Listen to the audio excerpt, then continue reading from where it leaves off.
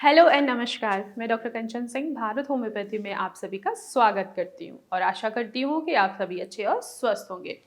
आज के इस वीडियो में आप सभी से बात करने वाली हूँ कि पार्किंसन पेशेंट के मांसपेशियों में आखिर दर्द क्यों होता है, अकड़न क्यों महसूस होती है और हम इससे छुटकारा कैसे पा सकते हैं।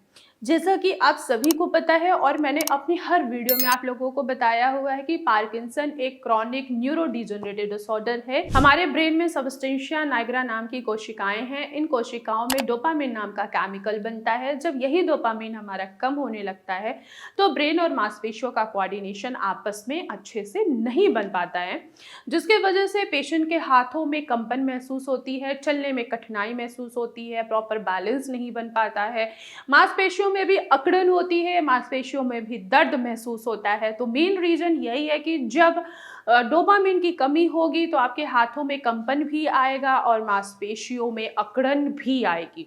अब अकड़न आ रही है, ये बहुत ही कॉमन है और अब इसको हम कैसे छुटकारा पा सकते हैं। पार्किंसन के जितने भी पेशेंट हैं जिनके मांसपेशियों में बहुत ज़्यादा दर्द हो रहा है, अकड़न महसूस हो रही है, तो हम ऐसा क्या करें जिससे वो दर्द और अकड़न कम हो सके। पार्किंसन क्या है? ये ब्रेन से रिलेटेड डिसऑर्डर है।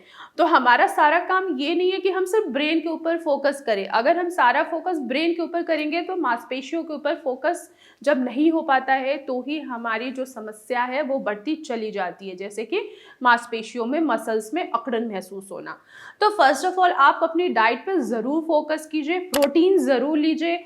आप सुबह दोपहर शाम तीनों टाइम अपने खाने में प्रोटीन ज़रूर ऐड ऑन करिए। अगर आप नॉन वेजिटेरियन हैं तो आप चिकन ले सकते हैं, चिकन का सूप ले सकते हैं, साथ ही साथ फिश खा सकते हैं, अंडे भी खा सकते हैं। और अगर आप प्योर वेजिटेरियन हैं तो आप पनीर ले सकते हैं और मशरूम खा सकते हैं। कुछ दालें भी हैं जिनमें प्रोटीन होता है, जैसे कि मूंग की दाल हो गई, मसूर की दाल हो गई, आप इनका भी सेवन करके आप प्रोटीन को फुलफिल कर सकते हैं। अगर आपकी मांसपेशियों में प्रोटीन की कमी होगी, शरीर में प्रोटीन की कमी होगी, तो जाहिर सी बात है कि आपके हाथों पैरों में और मांसपेशियों में अकड़न आएगी ही आएगी।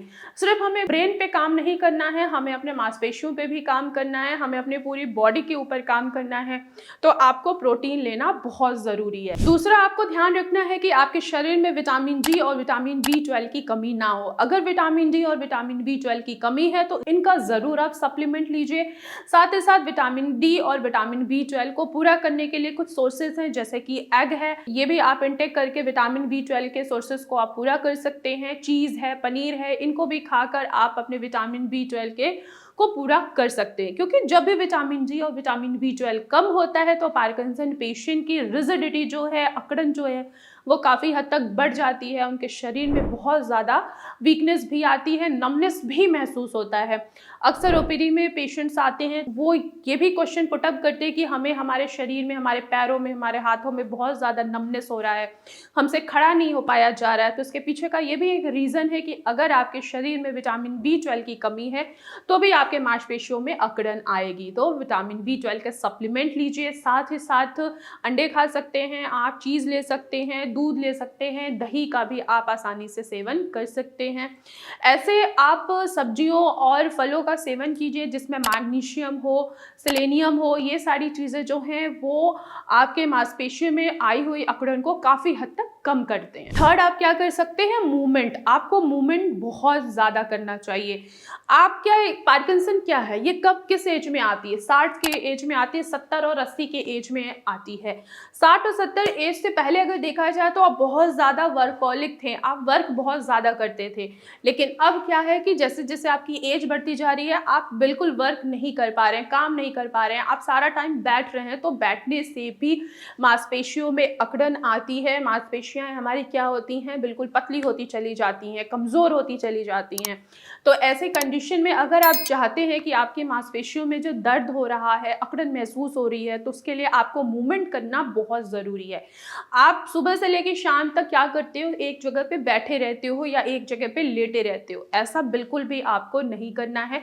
आपको चलते फिरते रहना है, एक्सरसाइज करनी है, गर्दन को स्ट्रेच कीजिए, बाजुओं को स्ट्रेच कीजिए, फिंगर्स को स्ट्रेच कीजिए, यहाँ तक कि पूरे बॉडी को आप स्ट्रेच कीजिए। जितना आप स्ट्रेच करेंगे उतना ही आपके मांसपेशियों में जो पेन हो रहा है, अकड़न आ रही है, वो काफ़ी हद तक आपकी कम होगी। अगला है विल पावर। विल पावर आपको अपना ज़रूर स्ट्रॉन्ग बनाना चाहिए। जिन पेशेंट्स में विल पावर की कमी है वो पेशेंट बीमारियों से कभी भी नहीं लड़ पाते हैं। मैं अपने ओपीडी में अपने पेशेंट्स को ज़रूर बोलती हूँ, कोई बात नहीं, पार्किंसन डिजीज़ है, आपको इससे लड़ना है, ना कि इससे आपको निराश होना है। अगर आप निराश हो जाएंगे, अपने बीमारी से हार मान लेंगे, तो बीमारी कभी भी आपकी क्योर नहीं हो सकती है, आपके सिम्टम्स कभी भी रिवर्स नहीं हो सकते हैं। तो अपने अंदर विल पावर को ज़रूर जगाइए जिससे आप अपने बीमारी से लड़ सके। इसके साथ ही साथ कुछ ऐसे आप डाइट अपनाइए अपने खान पान में, एंटीऑक्सीडेंट से भरपूर फलों और सब्जियों का सेवन कीजिए, जैसे कि ब्रोकली है, पालक है, एप्पल है, संतरा है, इनका सेवन कीजिए। कुछ गुड फैट होते हैं उनका भी आप सेवन कर सकते हैं। कुछ सीड्स हैं जैसे कि फ्लैक्स सीड है, फ्लैक्स सीड का भी आप सेवन कर सकते हैं। वॉलनट है और बादाम है, इनका भी आप आसानी से सेवन कर सकते हैं, जो आपके मांसपेशियों में आए हुए अकड़न को वो काफ़ी हद तक कम करेंगे और साथ ही साथ डोपामिन को इन्हेंस करने में भी आपकी मदद करेंगे। तो एक्सरसाइज भी बहुत ज़रूरी है, विल पावर भी बहुत ज़रूरी है अपने आप को क्योर करने के लिए। तो मैं आशा करती हूँ कि आप लोगों को समझ में आया होगा कि आखिर मांसपेशियों में अकड़न क्यों होती है, पेन क्यों होता है, अगर पेन हो रहा है तो हम इससे कैसे छुटकारा पा सकते हैं। तो आज की वीडियो में बस इतना ही, फिर मैं मिलूंगी नेक्स्ट वीडियो में, तब तक के लिए धन्यवाद।